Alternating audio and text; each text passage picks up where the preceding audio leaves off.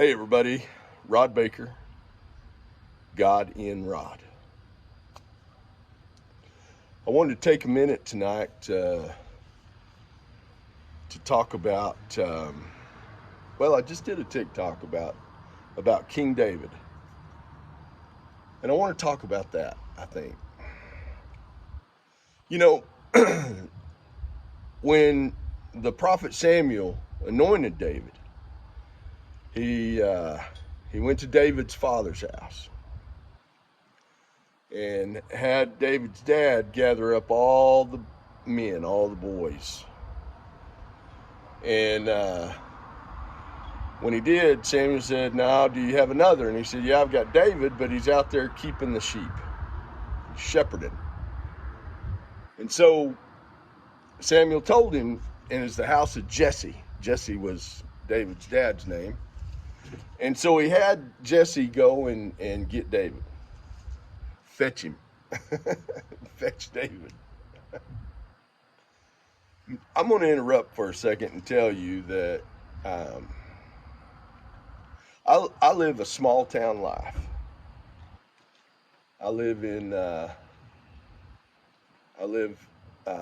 outside of Stroud, Oklahoma, and it's a small town life, and it's a good life. And matter of fact, hey fellas, good to see you. Anyhow, saying hi to the police, but the point of it is that I live a small town life, pretty much, and I like the quiet of the woods, and I like the quiet of I like the simpleness. It's comfortable to me.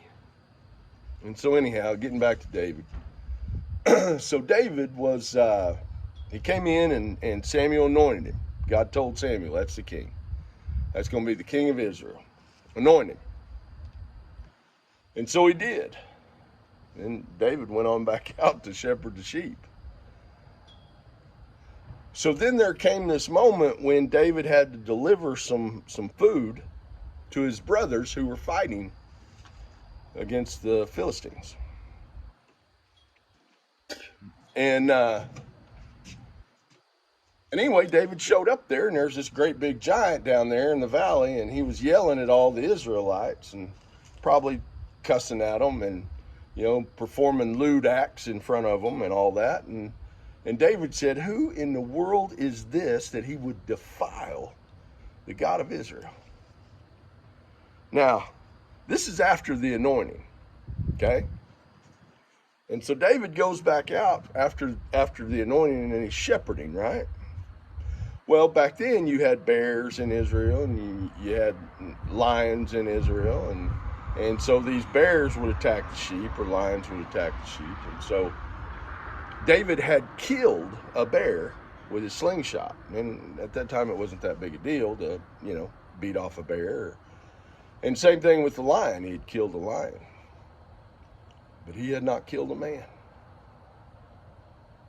He had not killed a man. And so not only was he standing there looking at this man that was defiling the king of Israel, or the God of Israel, but this was a giant of a man. Fierce warrior. So David goes down and gets a few stones, 5 stones, and he eventually ends up meeting Goliath. Going to take him on. And the reason he was going to take him on is because he was anointed, right? He knew that he knew that he knew that he knew that his God would not let any weapon against him prosper, would not let any harm come to him. And God was faithful about that. Now, was God faithful because of David's faith? Or did David have faith because God was faithful?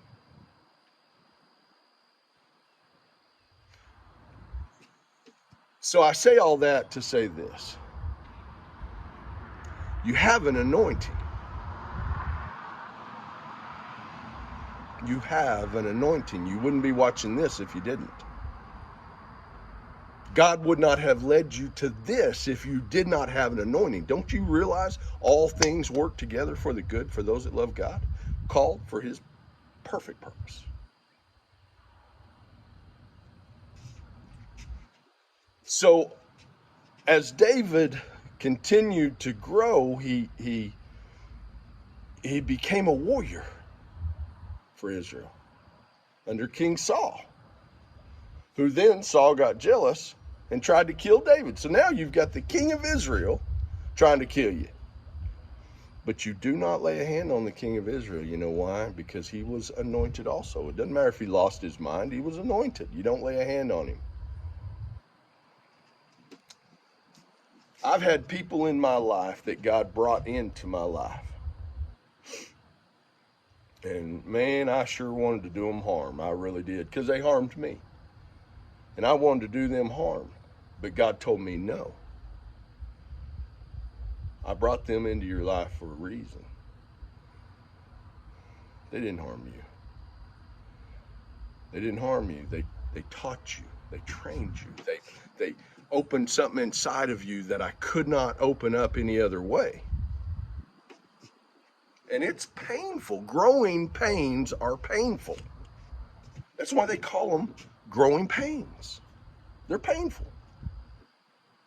And just like we have growing pains in the physical, we also have them in the spiritual.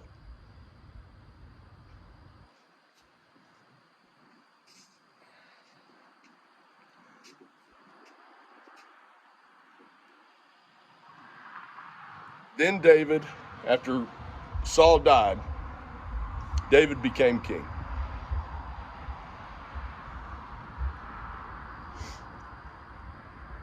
And then one night he goes up to the roof and he sees this woman. He sees this woman on another roof and she's bathing, and he gets turned on. And he calls for her to come over, have dinner with him. He finds out she's married, but he don't care. And she's even married to one of his soldiers that is out there fighting a war right now.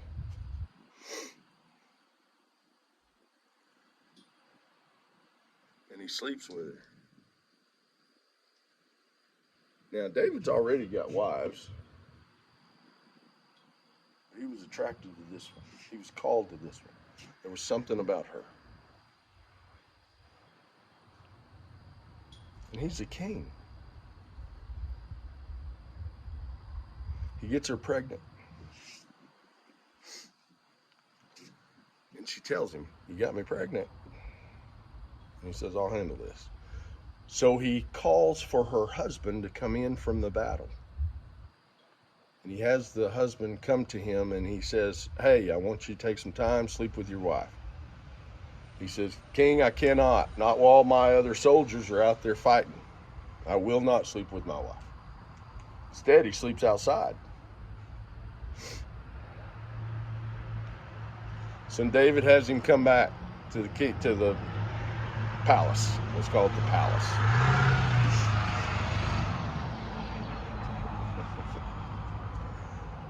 And he gets him drunk and sends him home to sleep with his wife. He still doesn't sleep with her. His name is Uriah the Hittite. Still does not sleep with her.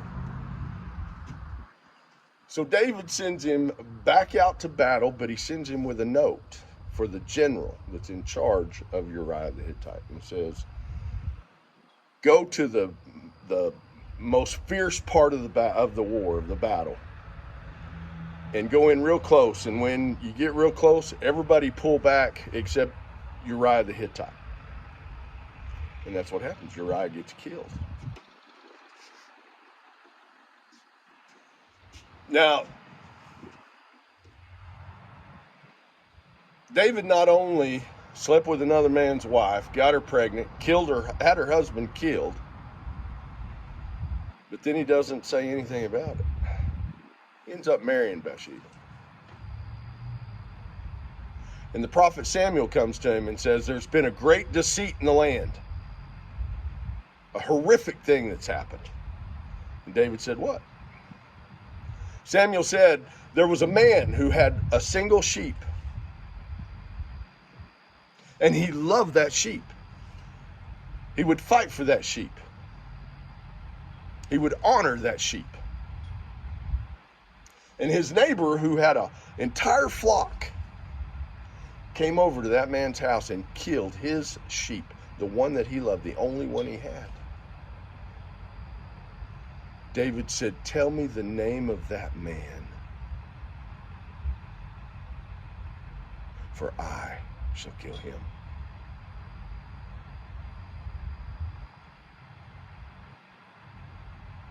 Samuel said, "That man's you. You took the man's sheep that he loved. You did that. And then you killed the man."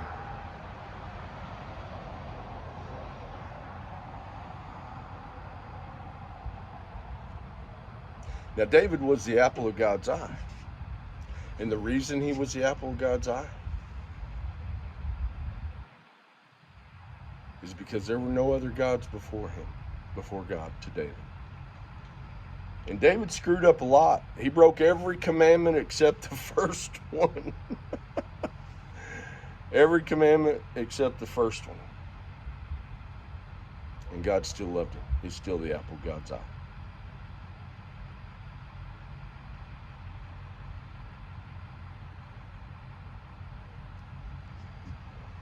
You know, a lot of things happen to those of us that are anointed, to those of us that are called for a higher purpose. And it does mean we're special. It does mean that there's something special about us. That means that there's something different about us. It does. But whom much is given, much is required. And see, there's a whole lot of you out there that have been deceived, and you're not even walking in your calling. You have been called. You have to choose to be chosen. But you've been called. But you have to choose to be chosen. Stop being deceived. Stop being deceived. See, it's written that when you find favor with God, you find favor with men, with man. But if you try and find favor with man, you will not find favor with God. And that's how that works. Are you trying to please everybody around you except God? And then expecting him to help you? Expecting him to give you blessings, to get you out of situations? He can't. You've tied his hands because you're out to please everybody else. How can he give you $1 million if you're just going to give it to people who are going to continue to do bad things with it? Who are going to continue to stop the gospel, to stop you from your purpose? You better check yourself before you wreck yourself. Good day.